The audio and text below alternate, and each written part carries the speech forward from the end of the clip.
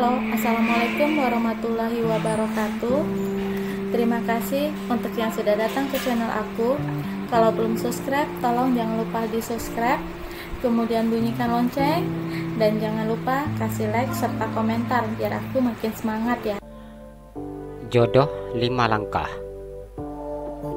Episode 23. Sidang lanjutan. Di persidangan ini, Safira mendatangkan saksi yang sudah disiapkannya. Saksi yang didatanginya memberikan informasi dengan sangat jujur. Hal ini membuat Safira merasa lega. Setelah mendatangkan para saksi, hakim meminta keterangan dari anak yang saat ini menjadi rebutan kedua orang tuanya. "Anak Arfan, bagaimana kabarnya?" tanya hakim ketua. "Kabar saya sangat baik sekali, karena hari ini aku bisa bertemu dengan ibuku." Arfan tersenyum lebar. Hakim ketua menganggukkan kepalanya. "Apakah selama ini tidak bertemu dengan ibu kamu sedih?" tanyanya. "Aku sangat sedih, aku sangat merindukan ibuku setiap waktu." Anak laki-laki itu menjawab dengan sangat polos. "Seandainya kamu diminta untuk memilih, ingin tinggal sama ayah atau sama ibu, siapa yang akan kamu pilih?" tanya hakim ketua. "Aku akan memilih ibuku. Aku tidak ingin meninggalkan ibuku sendiri. Aku sangat menyayangi ibuku." Meskipun Arfan sudah diajarkan dengan apa yang harus dijawab ketika ditanya hakim ketua, namun anak kecil itu tak menjawab sesuai dengan apa yang dirasakannya. "Apa kamu tidak senang tinggal bersama dengan ayah kamu? Bukankah rumah ayah kamu mewah? Kamu pasti akan nyaman." "Di rumah Dedi sangat enak. Rumahnya mewah, tempat tidurnya empuk, TV-nya besar, dan mainannya banyak. Namun, aku lebih nyaman berada di dekat ibu. Ibu hidup sendiri bila tidak ada aku. Aku tidak ingin ibu sakit. Saat ini saja, tubuh ibuku sudah sangat kurus." Arfan berkata sesuai dengan apa yang ada di dalam pikirannya. "Wanita itu pasti sudah mencuci otak cucu saya. Dia tadi mengambil cucu saya." Nenek Arfan tidak menerima ketika mendengar ucapan cucunya. Ia mengamuk ketika mendengar ucapan cucunya. "Mohon Anda tenang," ucap hakim mengingatkan. "Diam, duduk. Aku sudah mintamu untuk menjaga Arfan, namun kamu melepaskannya." Pria parubaya itu terlihat sangat marah terhadap istrinya. Saat ini ia duduk di kursi penonton sidang. Wanita itu diam dan kemudian duduk. Hakim ketua melanjutkan beberapa pertanyaan untuk Arfan. Setelah itu hakim ketua menganggukkan kepalanya setelah mendengar jawaban anak berumur 5 tahun tersebut. "Keputusan akan dibacakan 1 jam lagi," jelas hakim ketua. Safira tersenyum memandang Dafa. "Insya Allah kita menang, Fir," ucap Dafa. "Fira yakin kita menang." Safira optimis. Semua bukti yang dimilikinya sudah sangat kuat untuk memenangkan kliennya. Safira beranjak dari duduknya. Ia kemudian mendekati Dewi dan mengajak Dewi untuk duduk di kursi penonton.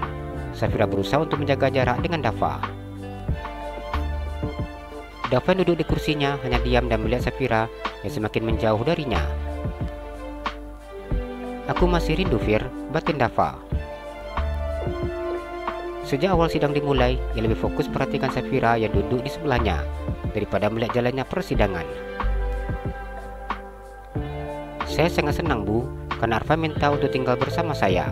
Namun semuanya kembali lagi ke keputusan hakim." Dia merasakan jantungnya berdegup dengan sangat hebatnya. Air matanya menetes seakan tanpa henti. Berulang kali Dewi mengusap air matanya. Dulu mantan suaminya pergi meninggalkan dirinya ketika sedang hamil. Indra bahkan tidak menghiraukan dirinya saat akan melahirkan anaknya. Dewi masih mengingat ketika akan melahirkan Arfan. Ia menangis minta tolong sambil merangkak dari dalam rumah. Para tetangga melihat Dewi mengalami pendarahan dengan cepat melarikannya ke rumah sakit. Bersyukur, ia dan anaknya masih dapat terselamatkan. Dewi membayar uang pesanannya di rumah sakit dengan menggunakan jam kesda yang sudah diurusnya jauh hari sebelum melahirkan. Bila mengingat hal itu, hatinya sudah sangat hancur. Di saat anaknya sudah berusia 5 tahun, dengan mudahnya keluarga dan mantan suaminya memintanya. Mbak Dewi harus yakin dan berdoa semoga Mbak dipercaya untuk membesarkan dan mendidik Arfan. Dewi menangis dan menganggukkan kepalanya. Indra yang berada di ruangan persidangan memandang ke arah mantan istrinya setiap saat. Setelah ia menang Dewi, pria itu menundukkan kepalanya atau memandang ke arah lain. Tidak banyak yang diucapkan oleh Dewi. Dirinya hanya merasakan degup jantungnya dengan kaki yang gemetar, tanpa mampu banyak bercerita. Safira sangat memahami perasaan Dewi saat ini. Ia sudah tidak lagi berbicara dan memberikan ruang untuk kliennya menenangkan pikirannya. Safira hanya duduk di sebelah Dewi sambil menunggu persidangan kembali dilanjutkan. Safira memandang ke arah Dava yang duduk di kursinya. "Ayo Mbak, sidang sudah dilanjutkan." Safira beranjak dari duduknya. Ia kemudian memegang tangan Dewi. "Terima kasih ya Bu," jawab Dewi yang kembali duduk di kursinya. Safira tersenyum memenang Dava. Ia kemudian duduk di kursi yang berada di sebelah Dava. Dava sedikit memandang Safira tanpa berbicara apa-apa. Dewi begitu sangat tidak percaya ketika Hakim Ketua membacakan keputusannya yang dirinya yang akan menerima hak asuh anaknya. Dewi menangis dan melakukan sujud syukur di depan Hakim Ketua.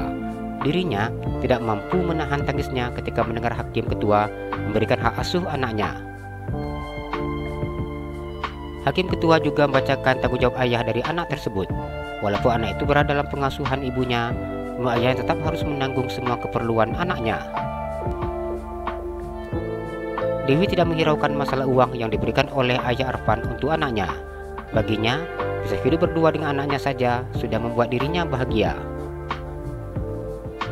Setelah hakim menutup sidang, Arfan berlari memeluk ibunya. Anak laki-laki itu menangis. "Aku akan selalu menemani ibu," ucapnya. "Alhamdulillah, selamat ya Mbak. Akhirnya usaha Mbak Dewi untuk memperjuangkan Arfan tidak sia-sia. Saya yakin Mbak Dewi lah ibu yang baik untuk Arfan." Safira tersenyum dan mengusap kepala Arfan. "Ibu Safira, terima kasih. Saya tidak tahu bagaimana cara membalas jasa ibu." Dewi menangis memeluk Safira.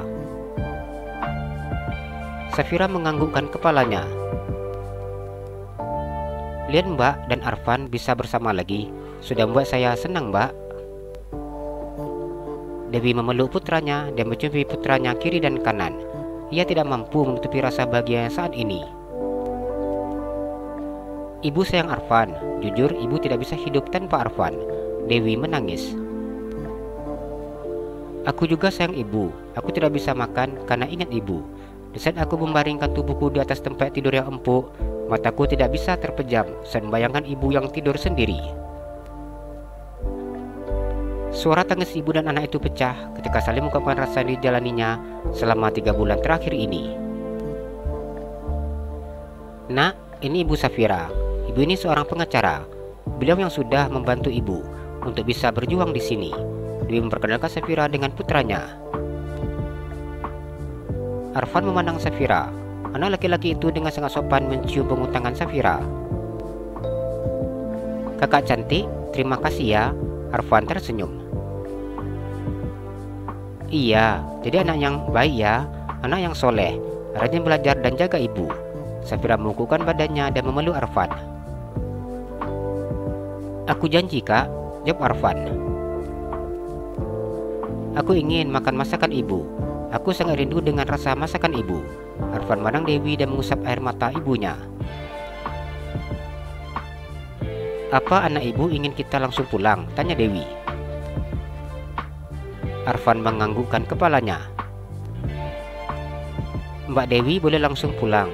Itu saya sudah siapkan supir untuk mengantar Mbak Dewi dan juga Arfan pulang ke rumah."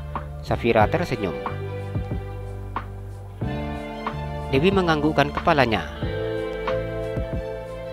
"Saya benar-benar tidak akan pernah bisa membalas jasa Mbak dan Ibu Safira." "Tidak apa-apa Mbak, lihat Mbak dan Arfan bahagia, saya sudah sangat bahagia." Jalan-jalan ke Pekanbaru, jangan lupa beli sepatu. Kalau kamu suka channel aku, please subscribe aku. Terima kasih.